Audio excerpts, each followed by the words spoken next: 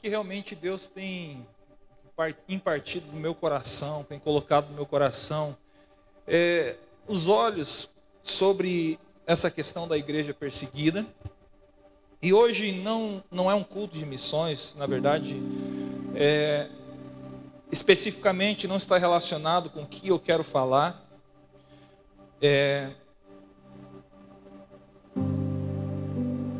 Mas é algo que o Senhor já constantemente tem me feito olhar, né? Nessa quarta-feira nós falávamos, né, sobre a visão escatológica da igreja, né? A nossa visão escatológica é que nós, sim, a igreja do Senhor Jesus passará pela grande tribulação. Nós estaremos sobre a terra.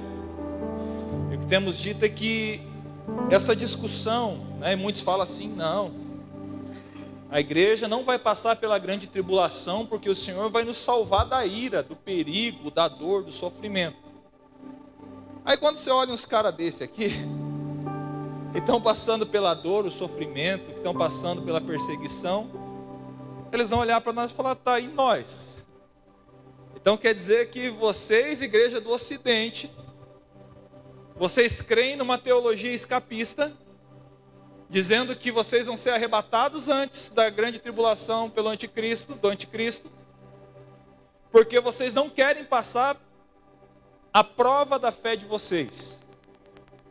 Então, meu irmão, igual eu falei, a crença sobre você ser um pré-tribulacionista ou um pós-tribulacionista, qual que é a diferença? O pré é aquele que acredita que o Senhor vai resgatar a igreja antes do pau torar.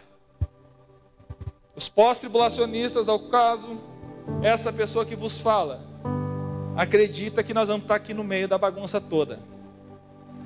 Mas não apenas para apanhar, porque nós teremos uma igreja gloriosa.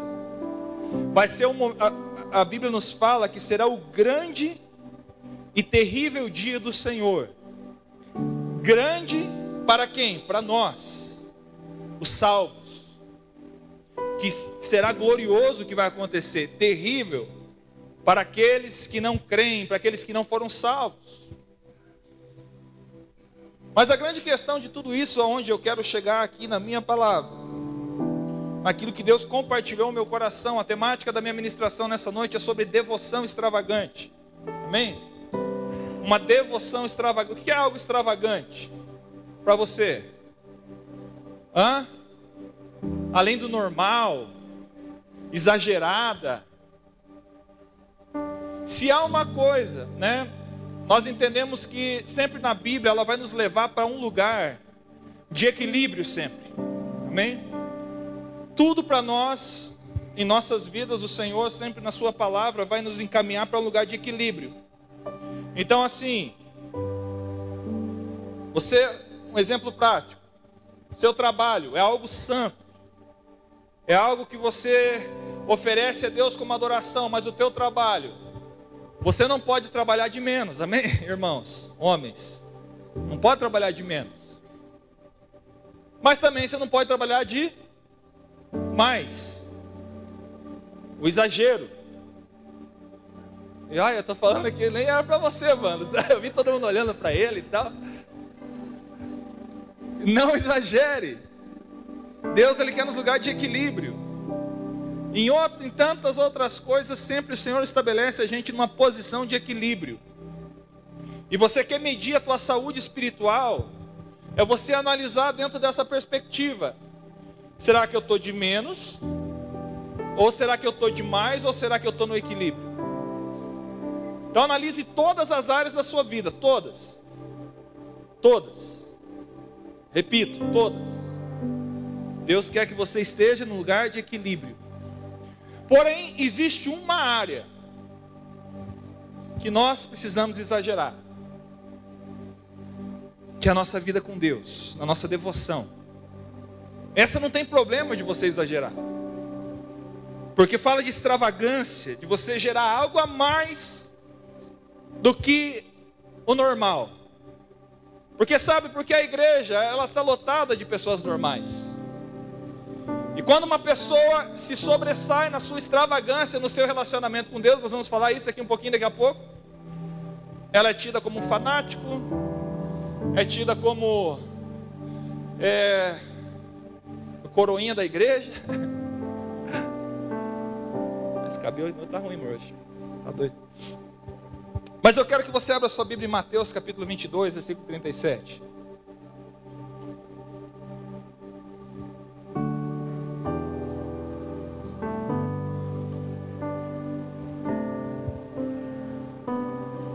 Mateus 22, versículo 37.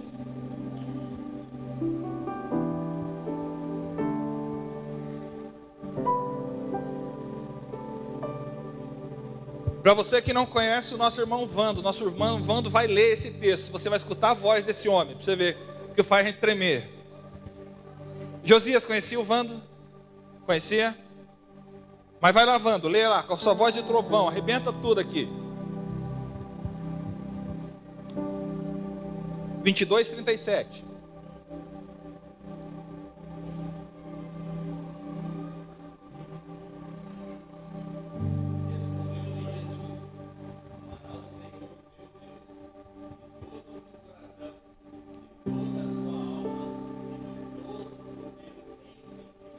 Aleluia.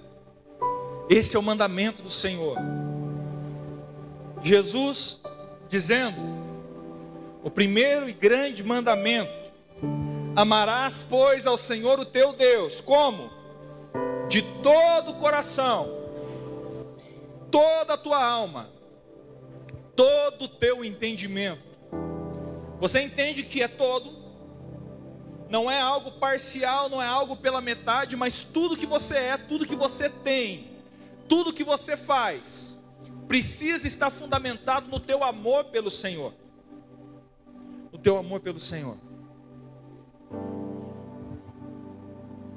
E o que esse vídeo que nós lemos aqui, que nós vemos aqui, tem a ver com isso que que vamos discorrer aqui nessa noite.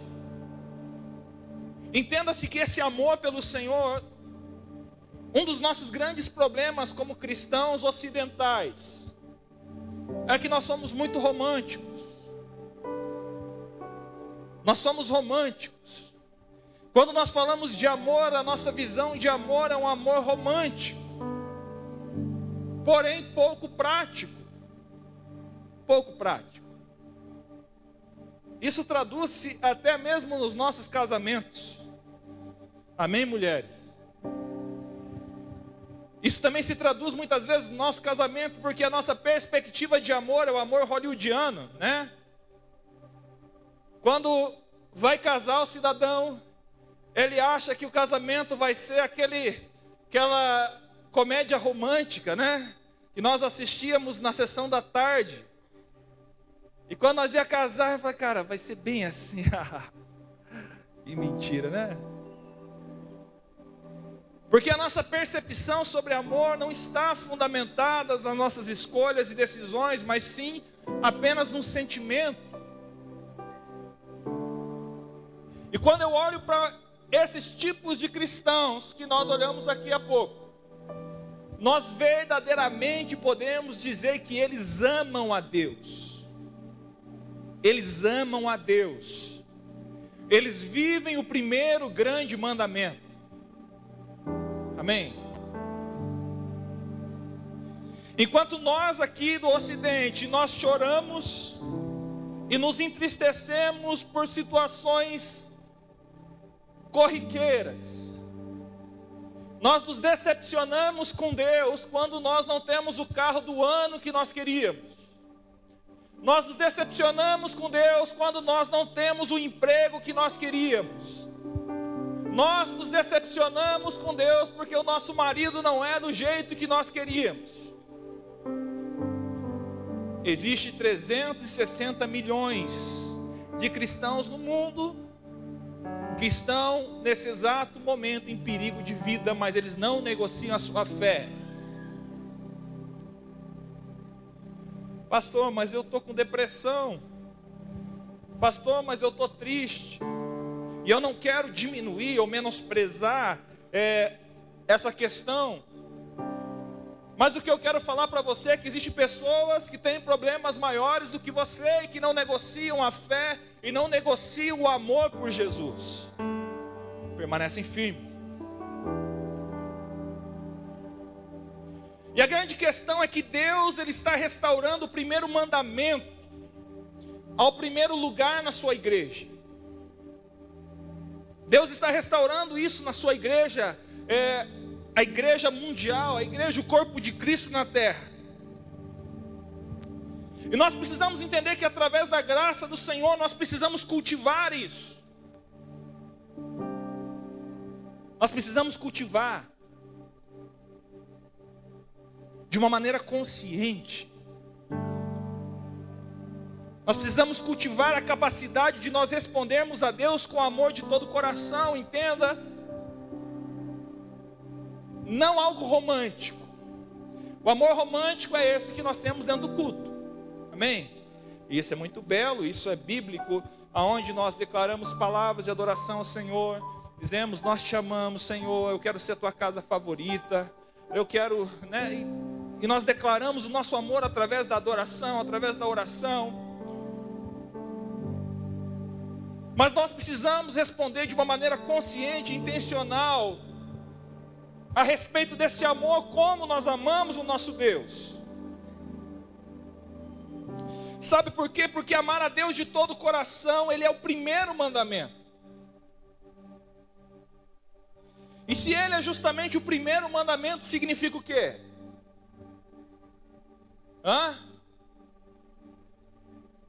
Ele é o mais importante, Ele é a prioridade número 1 de Deus. É a prioridade número 1 de Deus. Chama-se primeiro mandamento e não a primeira opção, inclusive. É o mandamento amar a Deus. E as Escrituras deixam claro que o amor de todo o coração e extravagante por Deus é o melhor e mais elevado estilo de vida. Você quer viver uma vida realmente pautada e aprovada diante do Senhor? Essa precisa ser a prioridade da sua vida. Se a tua vida, o teu coração, tuas escolhas, tuas ações, teus recursos, tudo que você tem, tudo que você é, ele aponta para esse amor. E essa é uma noite para nós pensarmos. Quando nós olhamos para a palavra do Senhor, nós vamos ver uma série de homens e personagens apaixonados pelo Senhor. Abraão foi chamado amigo de Deus, Moisés foi chamado amigo de Deus, Jó, Deus dá testemunho a respeito de Jó, falando para Satanás assim, olha, está vendo meu servo Jó, ele é um homem íntegro. Daniel, por 3 vezes ele é chamado de muito amado. Os discípulos que entregaram a sua vida foram martirizados por causa da mensagem do Evangelho. Homens esses que entenderam o que é viver um estilo de vida de devoção, de amor, de uma maneira extravagante. É nesse lugar que nós precisamos chegar, meus irmãos. É nesse lugar. É um tempo onde nós não podemos mais ser uma igreja imatura. O propósito é que a igreja amadureça nesse tempo, até chegarmos à estatura de varão perfeito, como diz a palavra.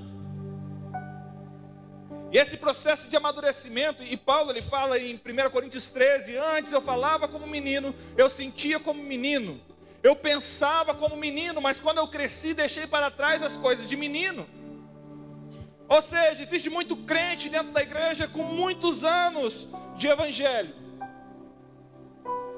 porém muito poucos estão entrando no nível de maturidade, porque ainda falam como meninos, pensam como meninos e sentem como meninos, porque eles não dão. Sabe o que define a tua maturidade em Deus? É o teu nível de resposta ao evangelho. Isso define o quanto de maduro você é diante do Senhor. Então, por exemplo, sabe uma coisa muito interessante que define a tua maturidade? A maneira que você lida com a ofensa. Aí pega. Você não tem o direito de se ofender como cristão, porque a ofensa é uma armadilha.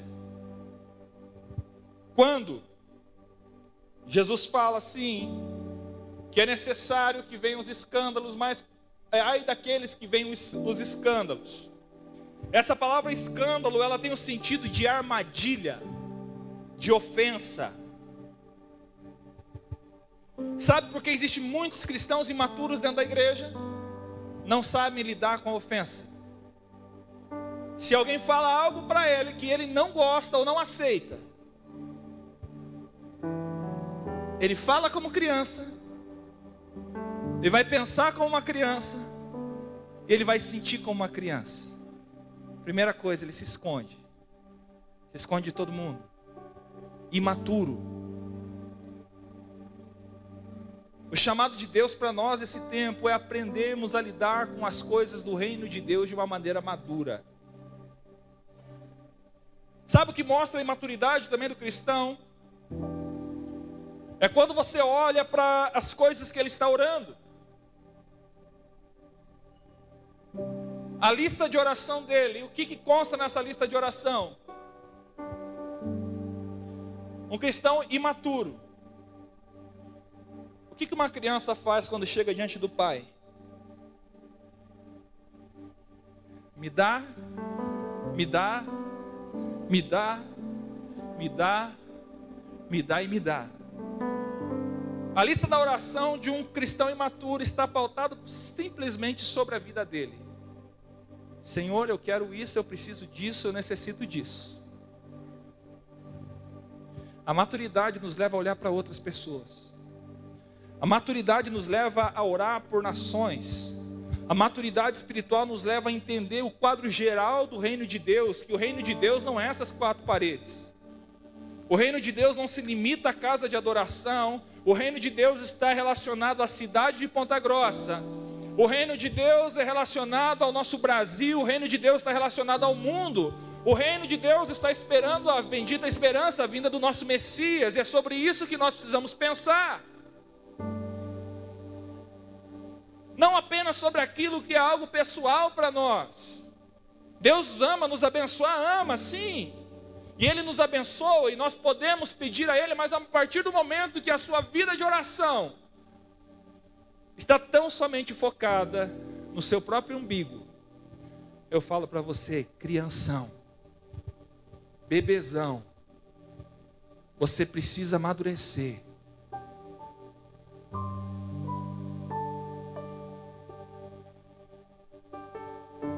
Amar a Deus de todo o nosso coração é o maior mandamento, porque o seu impacto também é grande. Ele impacta primeiramente o coração de Deus. Deus ama ver pessoas apaixonadas por Ele, que cativam o coração dEle. Mas também Ele impacta a nossa vida e a vida daqueles que estão à nossa volta, daquele a quem amamos nesta era e na eternidade. Porque a partir do momento que você vive uma vida de devoção ao Senhor, acontece uma coisa interessante. No livro de Salmos, ele fala que Deus, Ele é o nosso sol da justiça. Amém? Quando nós estamos e gastamos a nossa vida e nosso tempo numa vida de devoção extravagante, vivendo uma vida de oração, meditação, jejum, uma vida de entrega, eu congrego, eu jejuo, eu vivo a minha vida olhando para a eternidade. Acontece um processo sobre a sua vida. Quanto mais exposto você está diante do Senhor, quanto mais exposto você está ao Evangelho, quanto mais exposto você está diante da presença do Senhor, a sua vida, os seus valores, o seu caráter, as suas atitudes passam a se tornar parecida com a dele. Porque você está exposto a Ele. E por isso que a sua vida começa a ser moldada, transformada. Entenda que a tua transformação não está pautada na força do seu próprio braço. Porque talvez até hoje você tenha tentado mudar algumas coisas na sua vida, amém? Talvez você é aquele tipo de pessoa ruim, brava. Dentro de casa é um problema o negócio. Você não tem controle sobre as suas emoções, você não tem controle sobre a sua língua, você não tem controle naquilo que você vê. Quando você entra dentro de um carro, parece que o demônio transporta na hora, assim, fu! Alguém fechou você no trânsito. demônio manifesta. Quase quando o motorista estende a mão, se vai saindo agora, em nome de Jesus. Nós sabemos lidar com o nosso temperamento, nós sabemos lidar com as nossas escolhas e emoções, e nós talvez por muito tempo temos tentado mudar o nosso comportamento de uma maneira errada, porque nós estamos tentando na força do nosso próprio braço. E eu quero falar para você, você não vai conseguir. Porque a maneira que o Senhor usa para nos mudar, fala a respeito de você permanecer diante dEle, contemplando quem Ele é. E aquilo que você contempla é aquilo que você se torna.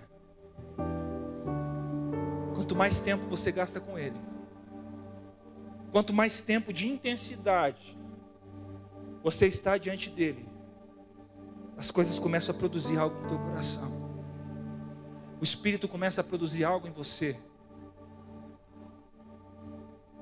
até você se conformar à imagem do Filho de Jesus.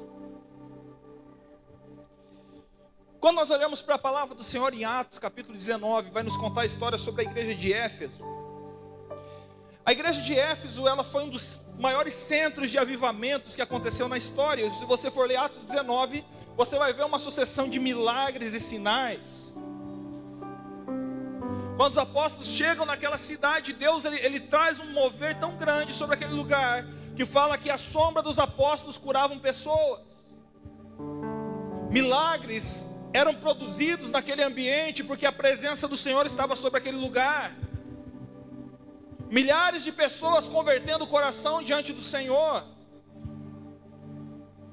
Mas no entanto, quando nós olhamos em Apocalipse capítulo 2, do versículo 1 ao 5, nós vemos Deus agora olhando para a igreja de Éfeso e falando assim: olha, escreve, falando para João, escreve ao anjo da igreja que está em Éfeso: conheça as tuas obras e o teu trabalho. Fala assim, ó, você tem paciência.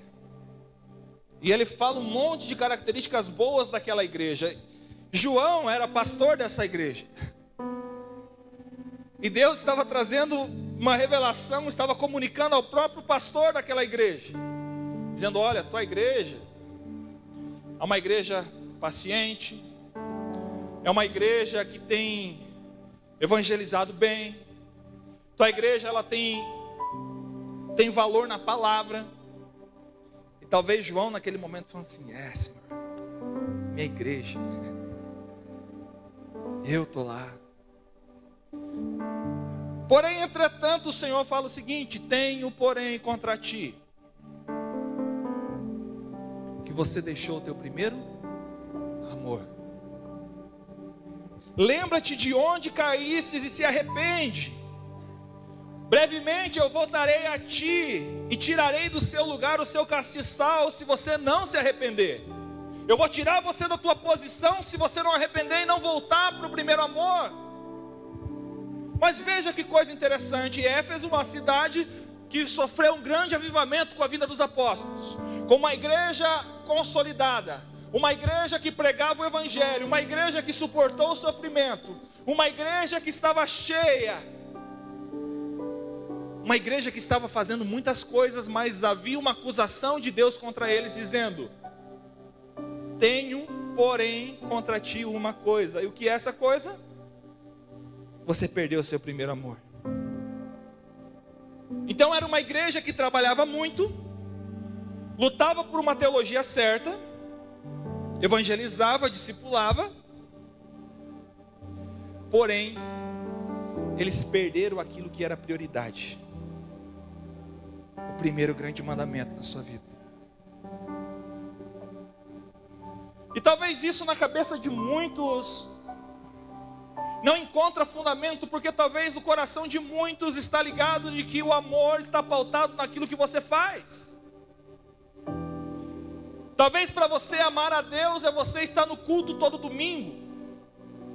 Talvez para você amar a Deus é você evangelizar. Talvez para você amar a Deus é você limpar a igreja. Talvez para você amar a Deus é você fazer alguma coisa para Ele. E quando olhamos aqui para essa igreja de Éfeso, nós vemos que não é bem assim. Porque era uma igreja que fazia tudo, que tinha tudo. Porém o próprio Jesus estava exortando: eu tenho contra vocês que vocês deixaram o primeiro amor.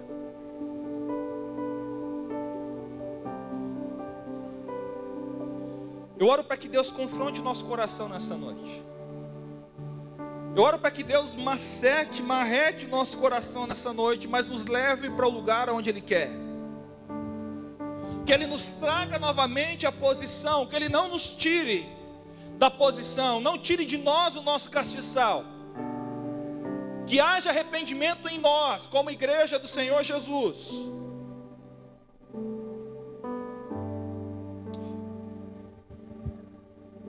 Entenda uma coisa: nós somos chamados para servir a Deus e servirmos ao próximo. Amém? Mas você servir a Deus e ao próximo sem uma base de devoção extravagante a Jesus, quase sempre acaba em esgotamento e decepção. Talvez você tenha trabalhado demais na igreja. Você tem feito um monte de coisa, ou talvez você veio de uma igreja que você fez um monte de coisa. Você fazia um monte de coisa lá. Trabalhava igual um condenado. Chegou um momento na sua vida que você falou: cara, não vale a pena. Estou cansado. Estou estressado.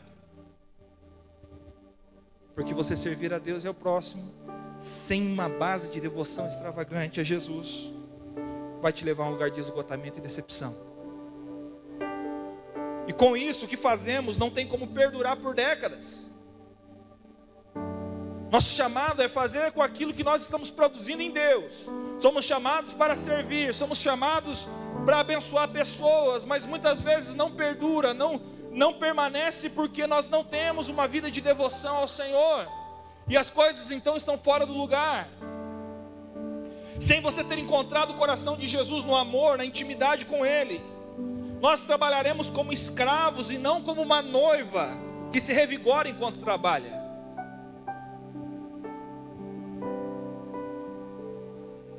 Nós servirmos em amor a Jesus nos liberta dos desgastes.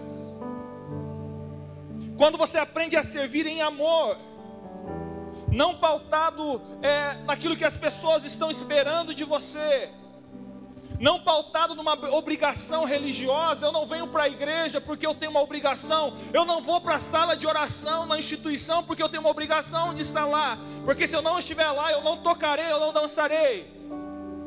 Eu não vou para uma sala de oração porque eu tenho um compromisso com o meu pastor, mas eu vou para esses lugares porque eu amo Jesus. É amor por Jesus, meu irmão.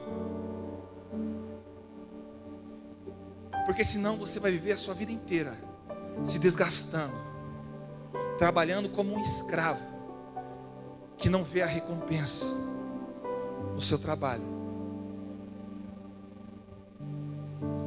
E o que tem acontecido é que no anseio de a igreja acompanhar grandes tendências que acontecem por aí, muitas igrejas têm mudado a direção ministerial. Sabe, meus queridos, nós não precisamos inventar nada novo. A igreja de Jesus não precisa inventar nada novo. Nós sabemos exatamente o que Deus quer. Deus, Ele quer devoção. Simples. Não precisamos inventar a roda. Deus, Ele quer que nós o amemos. Ele nos criou para isso. Nós não estamos no escuro tentando adivinhar o que Deus quer. Ele quer que façamos do primeiro mandamento a nossa prioridade máxima. Nossa prioridade máxima.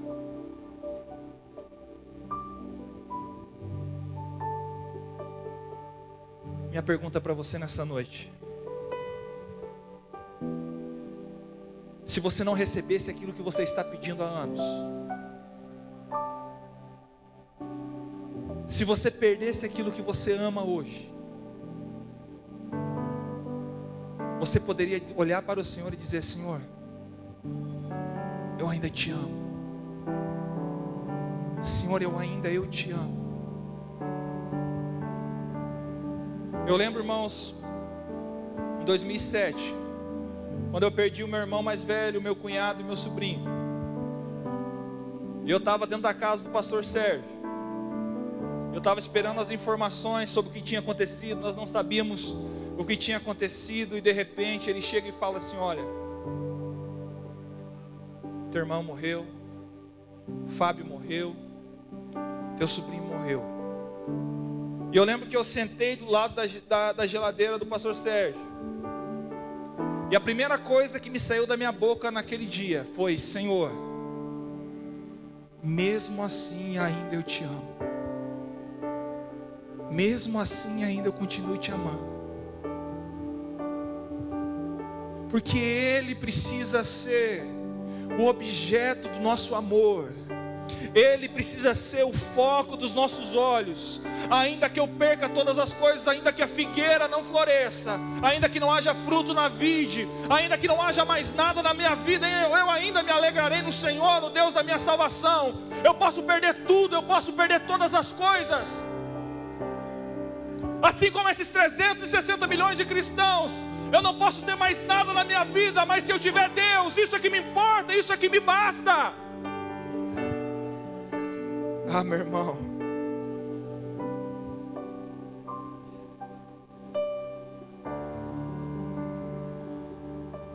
a prioridade de Deus, a prioridade máxima é que nós voltemos para esse lugar de primeiro amor. Eu posso não ter nada, mas quando eu tenho Ele, eu tenho tudo. Salmos 23, versículo 1. Versão da Bíblia hebraica é diferente um pouquinho, porque ele vai dizer assim: o Senhor é o meu pastor. As outras versões dizem: e nada me faltará. Mas na versão da linguagem hebraica diz assim: o Senhor, Ele é o meu pastor, e eu não preciso de mais nada. Nada. Ele é suficiente para mim. Ele é suficiente para mim.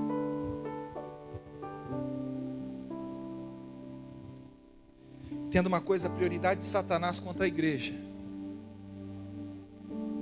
é de nos desviar de buscar, de responder a Deus com amor genuíno e devoção extravagante. Se Satanás nos desviar da pura devoção a Jesus, então eventualmente nossas obras e amor para com o próximo fracassarão. Se Satanás conseguir tirar você desse lugar de devoção pura, de amor a Jesus, ele venceu. Se ele conseguir tirar os teus olhos daquilo que é importante, daquilo que é genuíno, nós perdemos. 2 Coríntios 11:3 fala assim: mas temo que, assim como a serpente enganou Eva com a sua astúcia, assim também sejam de alguma sorte corrompidos os vossos sentidos e se apartem da simplicidade que há em Cristo. Olha o medo de Paulo. Eu tenho medo que, assim como a serpente enganou Eva com a sua astúcia, assim também vocês sejam de alguma sorte corrompidos nos vossos sentidos e vocês se apartem da simplicidade que há em Cristo. Meu irmão, você se lembra de quando você sentiu a alegria total da entrega a Jesus, ouvir o seu chamado? Você lembra da experiência de que você ouviu a Deus te chamando pelo nome? Você lembra da sua experiência de conversão, quando você se sentiu impactado pela presença do Senhor a dar uma resposta ao Evangelho? É para esse lugar que o Senhor quer te trazer de novo. E se talvez você nunca viveu isso antes na sua vida, talvez essa é a noite que Ele está te chamando pelo nome, para você entrar num novo lugar.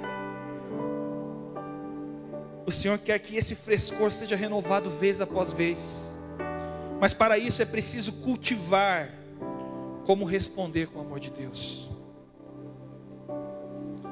Não permita que haja qualquer substituto. Não permita que a nossa experiência seja reduzida a uma mera linguagem de devoção, não seja apenas por palavras. Esquece do amor romântico. Vá para o amor prático. Obediência. Meus irmãos, há uma sabedoria numa vida de devoção. Lucas capítulo 10, versículo 38 ao 42. Pode acompanhar pelo telão. Está escrito assim: aconteceu que indo eles de caminho, entrou Jesus numa aldeia. E certa mulher, por nome Marta, recebeu em sua casa, e tinha esta uma irmã chamada Maria, a qual, assentando-se também aos pés de Jesus, ouvia a sua palavra.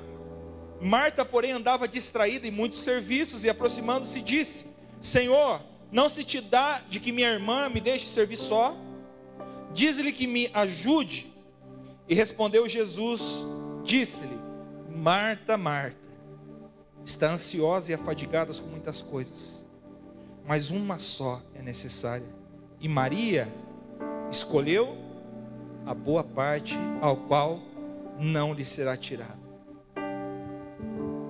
Algumas coisas que nós precisamos retirar desse texto, analisando a sabedoria da devoção. Em primeiro lugar, nós vemos aqui uma mulher chamada Maria, e o texto é muito claro, dizendo que Maria sentou-se aonde? Aos pés de Jesus. Então o Espírito enfatizou que Maria estava sentada aos pés de Jesus para ouvir a sua palavra. Maria era citada 3 vezes nas Escrituras, e todas as vezes o Espírito destaca que ela estava sentada aos pés de Jesus. Então, meus irmãos, somente quando nos alimentamos regularmente da sua palavra, é que conseguiremos manter o nosso relacionamento com Deus fresco e o nosso ministério frutífero. Muitos cristãos têm tentado viver o seu ministério, ou o seu chamado, ou até mesmo a sua vida cristã, com aquilo que viveram no passado. Olha, lá atrás eu fui líder de célula, lá atrás eu fui pastor, lá atrás eu fui obreiro, lá atrás eu fui missionário. Vive a sua vida pautada naquilo que é lá do passado, é praticamente um crente museu. Não existe coisas novas na sua vida para ele compartilhar, porque ele não tem um estilo de vida de se assentar aos pés de Jesus, dia após dia, para ouvir a sua palavra. Salmos 1, versículo 1 ao 3, fala a respeito de ter satisfação na lei do Senhor. Se há algo que o Senhor está nos chamando, é para nós amarmos a sua palavra, termos satisfação na voz do Senhor. Mas por outro lado, aqui nesse texto nós vemos outra personagem chamada Marta, e Marta estava diferente de Maria. Enquanto Maria estava sentado ouvindo a palavra do mestre, o texto nos fala que Marta estava distraída com tanto serviço. As Escrituras, elas nos chamam a servir e ajudar a satisfazer as necessidades humanitárias de maneira prática. Há um chamado da igreja para isso. Toda quarta-feira, o que nós fazemos aqui? Que projeto que nós desenrola aqui? Projeto da sopa solidária. Toda quarta-feira nós atendemos muitas famílias, servindo, abençoando, servindo a necessidade deles. E esse é o chamado da igreja. Existe um chamado para isso. E Marta, ela atendeu a esse chamado legítimo de suprir as necessidades das pessoas. Marta estava trabalhando, Marta estava servindo. Mas nós vemos Jesus chamando ela, dizendo: Marta, Marta. Marta, Marta. Como o pai, quando vai corrigir a gente, ele chama, ou chama pelo nome completo, né? Ou ele fala 2 vezes o teu nome. Radassa, Radassa. E quando você ouve o teu nome 2 vezes assim, se prepara, que vem a lapada. Agora entenda, Jesus, ele não corrigiu Marta por ela estar servindo, mas ele corrigiu ela por estar servindo de uma motivação errada. Existe um livro chamado Praticando a Presença de Deus, o irmão Lawrence. Ele descreve um homem com o coração preocupado com Deus, enquanto as suas mãos se ocupam com o trabalho. É um ótimo livro, A Prática da Presença de Deus. Então entenda, distrair-se com algo para todos é algo comum para todos nós, amém? Muitas vezes nós distraímos com algumas coisas, e principalmente nós homens. Eu não sei porquê, mas a gente tem uma dificuldade maior do que as mulheres, né? Nós entramos às vezes num mundo de Nárnia que a gente se perde na nossa noção de tempo, de espaço e esqueça de nós. Então, quando mulheres, vocês perguntam para nós o que nós estamos pensando e nós falamos que nós não estamos pensando em nada, pode acreditar que nós não estamos pensando em nada e vocês não acreditam nisso por algum motivo. Nós conseguimos fazer isso. Nosso cérebro está desligado, simplesmente assim. Então distrair-se é algo comum para todos nós. Mas quando nós permanecemos distraídos, sempre, é algo que o Espírito vai nos levar a corrigir. Marta estava sendo corrigida pelo Senhor. Mas Jesus, ele disse a Marta que Maria fez a única coisa necessária no versículo 42. Em outras palavras, Maria levou a sério o chamado de cultivar a capacidade de responder a Deus em amor com devoção extravagante. Nós vemos que Jesus fala que Maria, ela era uma mulher de uma coisa. De uma coisa. Davi, ele foi um homem de uma coisa. Uma coisa peço ao Senhor, e a buscarei. O que ele pede? Que eu possa, como que é, Marcão? Que eu possa morar na casa do Senhor todos os dias, meditar no teu santo templo. Entenda, Davi foi o cara que teve mais crédito na palavra do Senhor. A tal ponto que Davi, quando ele peca diante do Senhor, quando ele é confrontado pelo profeta, ele errado tinha crédito com o Senhor, porque o profeta, Deus usa o profeta e fala assim: Davi, você podia ter pedido qualquer coisa. Você podia ter pedido qualquer coisa e eu lhe daria ainda mais. Davi foi um cara que teve muito sucesso na sua vida. Mas quando Davi ele orava, ele não pedia a vitória dos inimigos, ele não pedia riquezas, porque o seu pedido era uma coisa: viver na casa do Senhor, na presença. A casa fala sobre presença. Maria era uma mulher de uma só coisa. E se nós não formos pessoas de uma só coisa, onde os nossos olhos estejam focados em uma só coisa, na presença do Senhor, nós não teremos aquilo que é necessário para sustentar o amor e a obediência em todas as áreas da nossa vida. Jesus declara que Maria escolheu a boa parte. Jesus deixa claro a importância desse assunto, definindo como o melhor estilo de vida. Jesus fala que tudo aquilo que essa mulher fez não será retirado dela. O Senhor nos chama para esse posicionamento. O amor, voltar ao primeiro grande mandamento. O Senhor nos chama para vivermos uma vida de devoção extravagante. Porque tudo aquilo que nós conquistarmos nesse ambiente, nesse lugar de adoração e de devoção, não nos será retirado, nós não perderemos. Essa é a promessa de Jesus. Tudo aquilo que você conquista no lugar de oração, no lugar de devoção, não pode lhe ser tirado. Tudo que você conquista diante da presença do Senhor não pode ser arrancado de você.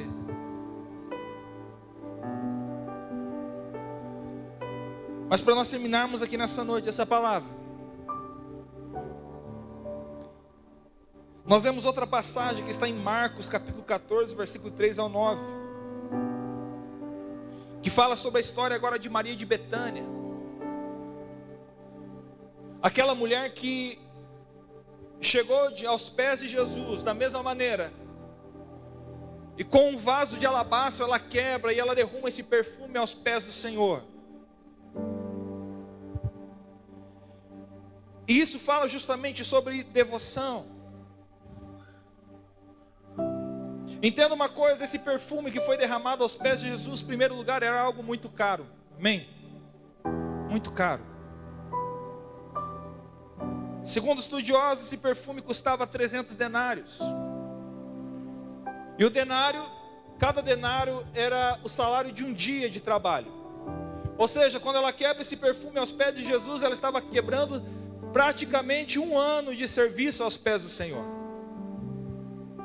Pensa você vivendo numa comunidade, provavelmente pobre, uma mulher que não tinha recursos, que provavelmente ela recebeu uma herança e ela tinha esse perfume muito bem guardado, era a sua segurança financeira. E ela pega toda a sua segurança, ela quebra aos pés de Jesus. E sabe de uma coisa interessante? Jesus, ele tinha dito aos seus discípulos que ele seria crucificado em 2 dias, amém? Está lá em Mateus 26:2. Mas quando nós olhamos para a história, parece que a única que entendeu aquilo que Jesus tinha falado foi Maria. A única que o ouviu, e por ter ouvido, ela derrama o perfume sobre ele, que era um costume, preparar o corpo. Eles perfumavam o corpo, né? Quando a pessoa morria, eles tinham todo um processo lá, eles perfumavam o corpo. Maria foi a única que entendeu o que Jesus estava falando. Então, quando eu olho para isso, nós entendemos que sermos extravagantes é quando nós vamos caminhando de acordo com aquilo que nós ouvimos em Deus e entendemos. Uma devoção extravagante está relacionada a uma resposta àquilo que o Senhor está falando ao teu coração. Quantas palavras que Deus tem te dado durante esse ano? Quantas coisas que Deus está mexendo no teu coração? Agora a pergunta é: quantas respostas você tem dado às palavras que Deus tem liberado sobre você? Maria, ela ungiu os pés de Jesus, enxuga os pés de Jesus com seus cabelos.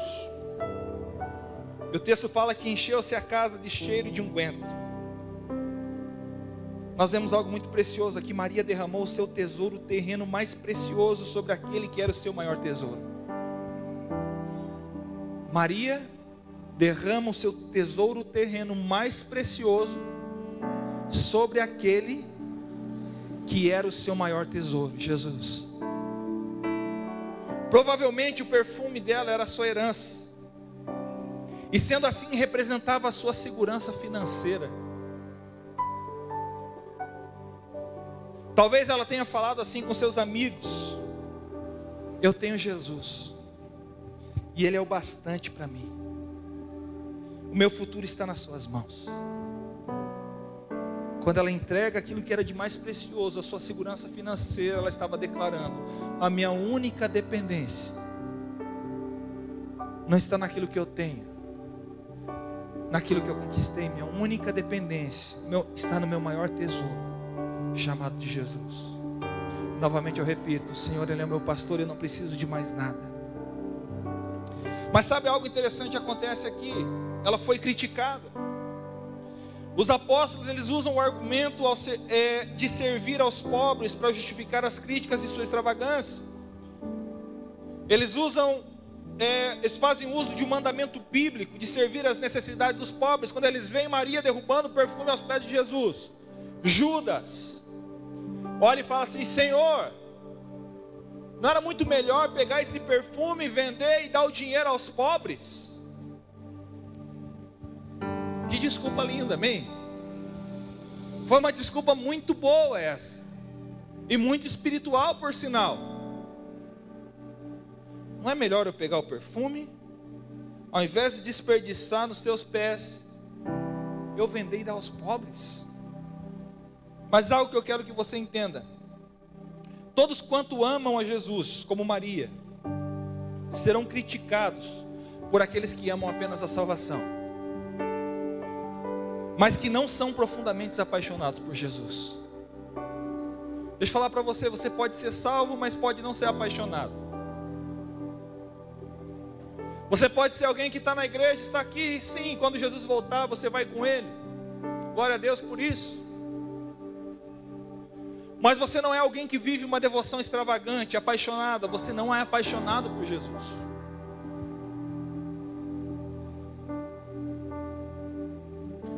E esse tipo de pessoa olha qualquer coisa acima do requerimento mínimo, é visto como um desperdício necessário. Pessoas que não são apaixonadas por Jesus, quando vem alguém acima daquilo que é o mínimo, fazendo algo a mais do que elas estão fazendo, se tornam desconfortáveis.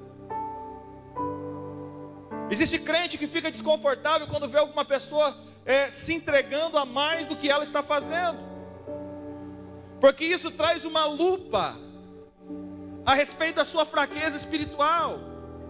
Então a sua única defesa é fazer o quê? O irmão está fazendo para se aparecer. Olha, sei para que ficar chorando todo culto. Deve estar cheio de problema em casa. Será que está endemoniado? Para que cantar tão alto desse jeito? E ele olha para um culto como esse, assim como esses discípulos de Jesus, assim como Judas, observando as pessoas e não aproveitando o momento, e ele olha e fala assim: para que isso? Porque a sua falta de entrega fica em evidência quando vê alguém que se entrega muito mais.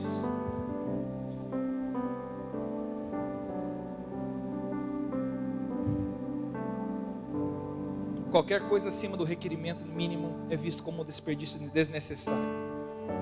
Por exemplo,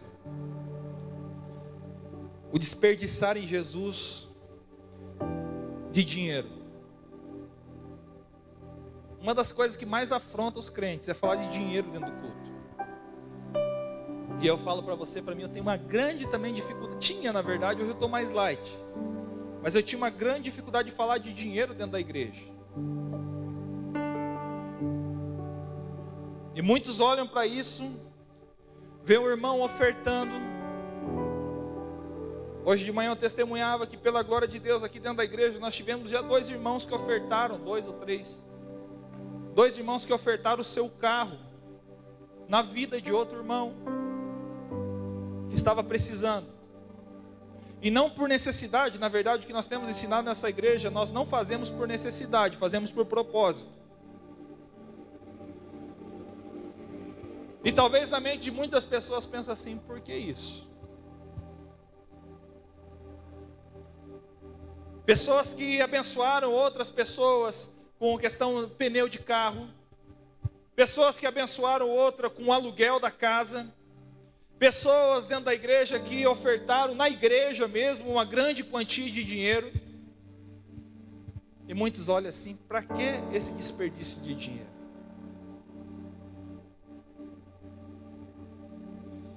Pessoas que olham um músico como esse,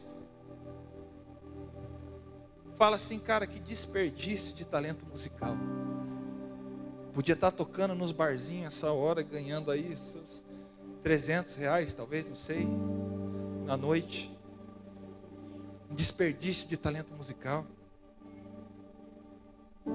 Pessoas excepcionais, com mentes brilhantes, com grandes oportunidades de carreira. Alguns deles gastando a sua vida como missionários por aí, abrindo mão de uma carreira profissional para se tornarem missionários. Tudo isso é considerado por muitos como sendo desperdício desnecessário de vida e de talentos. Infelizmente, muitos de nós julgamos. Sair em defesa aos missionários aqui, né? Cara, o missionário não faz nada. O missionário não trabalha. Meu irmão, não fale daquilo que você não sabe. Não fale daquilo que você nunca foi disposto a entregar.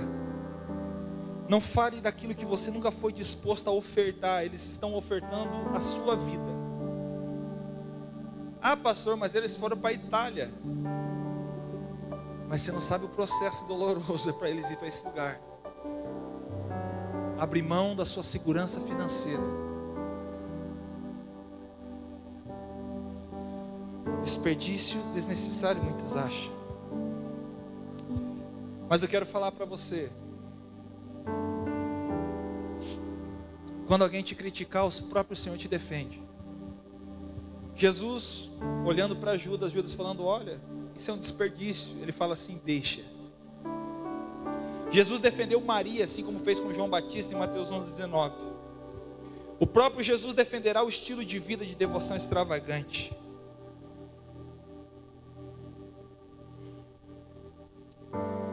Mas aleluia,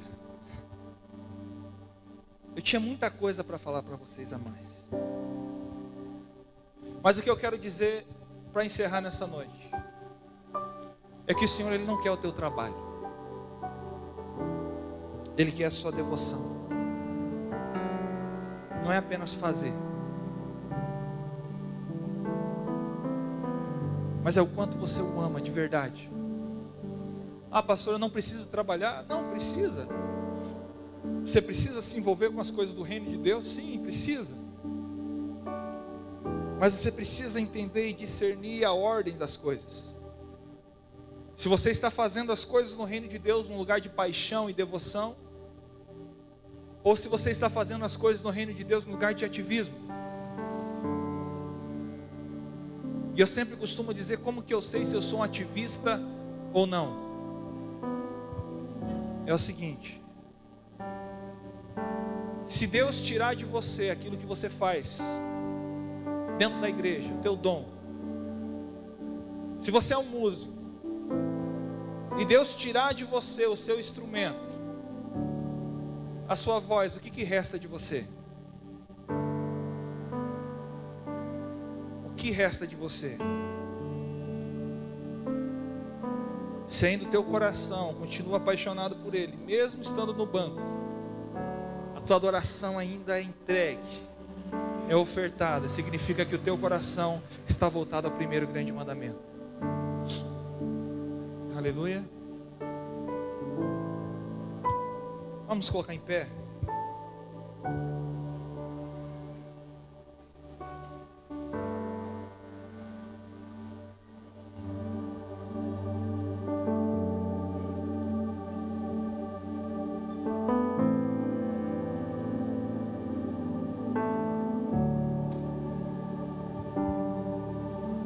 O Senhor tem falado ao teu coração: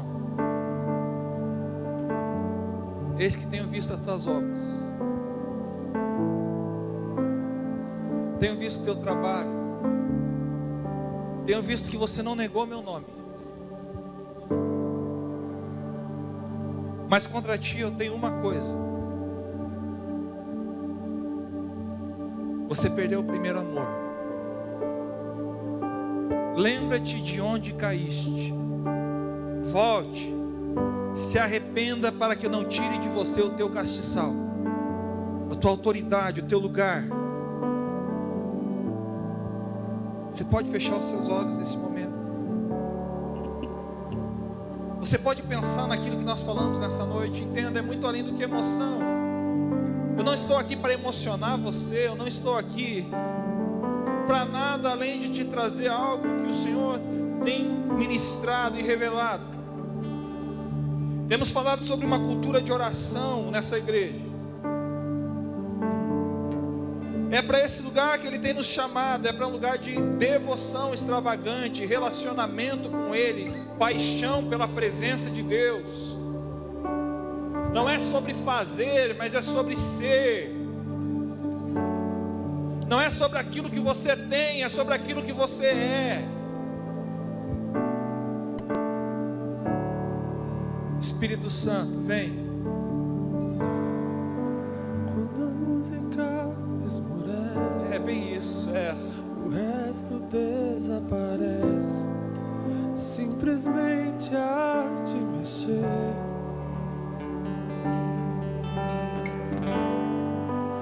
Ansiando oferecer algo de valor para abençoar teu coração. Quando a música esmorece e o resto desaparece, simplesmente a te mexer.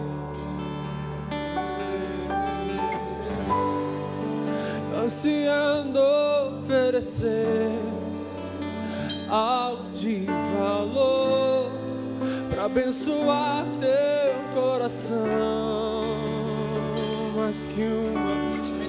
mais que uma canção eu te darei, pois apenas uma canção não é o que queres de mim. Mais profundo busca, Senhor, do que os olhos podem ver. Queres meu coração.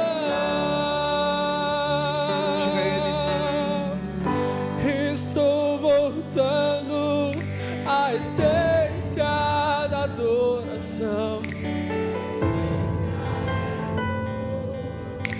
A essência és tu, Jesus.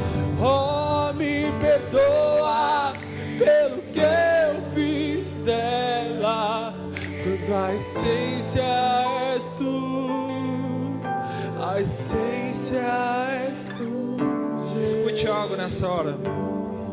Essa música que você está cantando é uma música muito conhecida já há algumas décadas. Música linda. Ela é escrita por Matt Ridman, um americano. É uma música americana. Deixa eu te contar o contexto em que essa música foi escrita. Foi escrita no ambiente onde uma igreja estava passando por um momento muito bom de avivamento, da presença, e conta a história que os músicos começaram a encher o coração com isso. E havia uma visão no coração deles que eles eram necessários, que eles eram necessários para que a presença de Deus viesse. E um dia o pastor daquela igreja falou: vocês acham que é por causa de vocês que o mover do Espírito vem? E o pastor daquela igreja estabelece algo, falou assim: olha, a partir do próximo culto nós não teremos mais música. Nós vamos expressar nossa adoração na igreja de qualquer outra maneira, seja com teatro, seja com outras artes, seja apenas oração. E quando chega o próximo culto, o culto acontece sem música alguma. E a história conta que a presença de Deus, ela vem de uma maneira poderosa, e cada culto que vinha, Deus, ele enchia o ambiente, Deus ministrava, Deus derramava. E então Matt Ridman, ele cria essa canção, justamente dizendo: olha, quando a música esmurece, quando tudo desaparece, simplesmente eu te me achego. Eu agora estou voltando à essência da adoração. Entenda, meu irmão, não é o que fazemos, é o que somos. É isso que atrai o coração de Deus. A música é linda, a música é tremenda, mas é o nosso coração. Quando nós olhamos para a história de Caim e Abel, nós vemos que Deus, ele rejeita Caim e a sua oferta, mas aceita Abel e a sua oferta. Entenda, não é apenas aquilo que fazemos, mas também aquilo que somos. Deus não rejeitou apenas a oferta de Caim, mas rejeitou o próprio Caim, o coração dele. E Deus não somente aceitou a oferta de Abel, mas aceitou o próprio coração de Abel. Deus não está à procura de adoração, Deus está à procura de adoradores. Pergunta para você: o que ele vai encontrar aqui nessa noite? O que ele vai encontrar aqui nessa noite? Se ele está à procura, significa que está em falta. E a minha oração é que o Senhor encontre adoração na casa de adoração. Aqui é uma casa de adoração, e a minha oração é essa, Senhor: que o Senhor encontre nesse ambiente adoração de verdade, mas acima de adoração, encontre adoradores, pessoas que têm um estilo de vida extravagante de devoção.